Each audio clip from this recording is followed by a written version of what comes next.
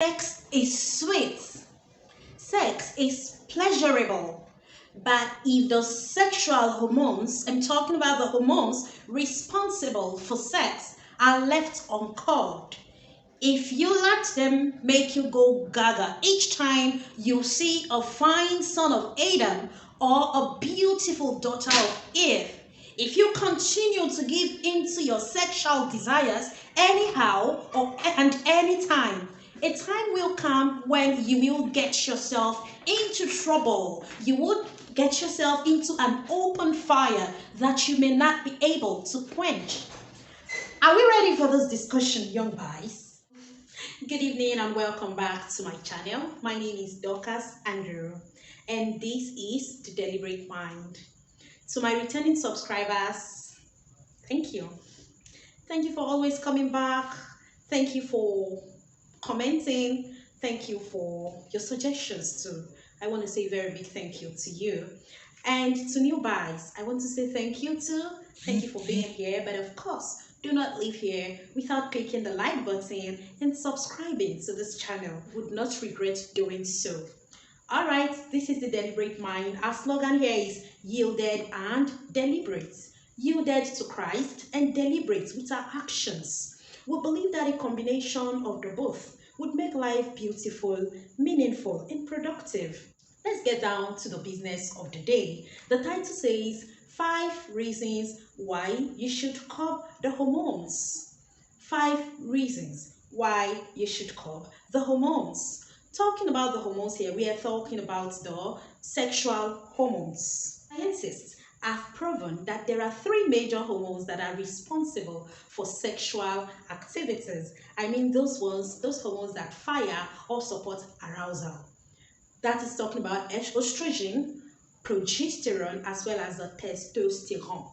I'm going to say it again. Estrogen, progesterone, and testosterone. Look at me. Sex is sweet. Sex is wonderful. Sweet like the banga soup, a Nigerian local delicacy, or even the pepper soup. Engaging in premature sex can be very, very dangerous. And so many young guys, because of the experience, the warmth, and everything they share with a guy or during love making, they throw everything over the moon and they forget about some basic implications that should not be overlooked. Let me tell you a very simple story before we get down into the get to the points. I'm not going to take your time. I got into school at 16 and I would say I was naive as a rat. So the first guy who I thought was God-fearing, because I come from a God-fearing home, who said tick tick, I was like, no, he's going to marry me. And we began this relationship. But believe me, at this level, the only thing in our minds then was how to maybe, love, but we didn't even know what love was all about. So all our love and everything was centered on what? Sexual activities. But so many things went down the bridge, so many waters ran under the bridge. But I thank God for everything. He left me with a beautiful girl of 9 years old. And then I can tell you that right now it feels like it feels like a blessing. Of course it is a blessing, because when I look at the child I am happy. But what about the many tears that I wetted my pillows with before we could get to this stage today? And that is one of the effects engaging in premature sexual activity. Thank God that mine only had to, result to that, a baby. What about some persons who lost their lives in the process? Let me not divulge all my points before I get into them. So let's get down to the points. The 5 points. The first one, there are 2 points in one, and that it says it saves you from emotional stress. As a young guy, all you need to do in life is focus. It is a stage of self-discovery. It is a stage to unravel your life assignments. It's not supposed to be a stage where you pursue one boy, get heartbroken by one boy or the other. So saying no, curbing your sexual hormones at that point is telling yourself that no, right now I need to focus. I need to stay focused. And because you're staying focused when others are doing what they're doing, running after guys, you're saying no. You're reading. You're trying to learn the ways of the world. You're trying to be mature. At that point, it helps you, it saves you from emotional stress and helps you to stay focused. That's point number one. I said there, two in one. Saves you from emotional stress and helps you to what? Stay focused. Then, number two, it saves you from the pills, the early morning pills and the abortions. You won't believe with me that because young boys, as very young persons who were sent to school to study, you wouldn't want to just get pregnant, so you keep using the after morning pill after having sex, or you keep doing abortions. Now, this has so many ladies' wombs, so many ladies came out of school, wombs already damaged because of so much pills or the what's it called or abortions, or they are left with a case of hormonal one case of hormonal imbalance or the other. Would you like to walk that lane? Curbing your sexual hormones when it is still premature to indulge in the act helps you to ward off unwanted pregnancies. When I had my baby, I was not prepared for her. Although I was 20, but I was still very naive in the ways of the world because I didn't mature fast emotionally.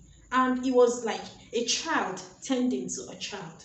Of course, that is not an experience that anybody would want to have. So saying no to premature sex is a way of keeping yourself off unwanted pregnancy. Also, it keeps you infection free.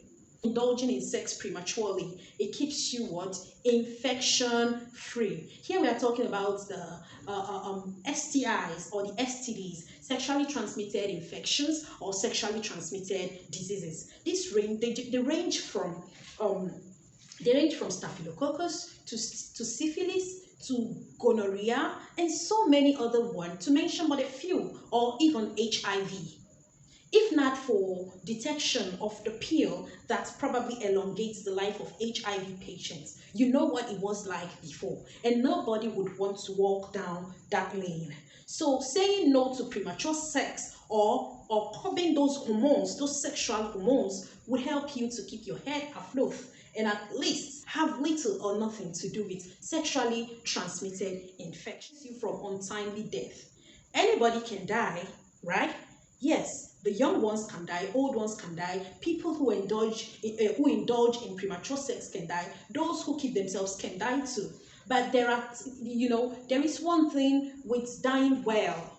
Imagine somebody dying on the abortion bed. A young girl who was sent to school to learn, and then she finds herself dying on the abortion bed because she could not say no, it is not time for this. There is a saying that says, what is worth doing is worth doing well. And I will add my own, at the right time. What is worth doing is worth doing well, and and also at the right time. Then outside all of this, you didn't die, you didn't do this. What about one's relationship with God? Premature sex, it keeps you, it distances you from God. Because God hates it. He says every other sin that is committed outside the body. But the premature sex is against one's own body. So it breaks you, it takes you away from relating with God. And anything that would take one away from God is definitely not something to indulge in.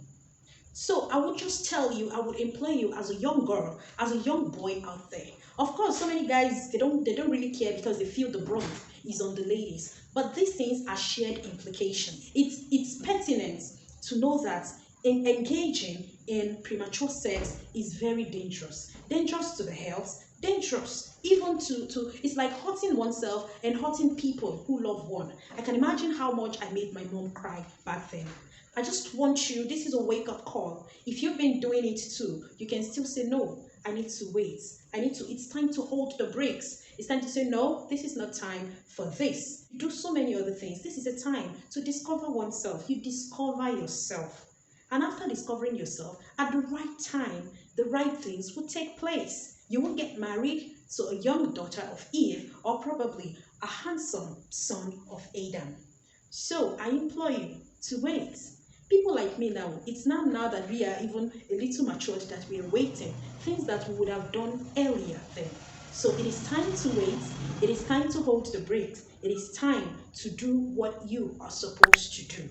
Sex is worth waiting for. I would like you to think about it and act appropriately. I love you so much. My name is Dr. Sandru, and I hope that you stay yielded and deliberate. Ciao, ciao, until I come your way next time.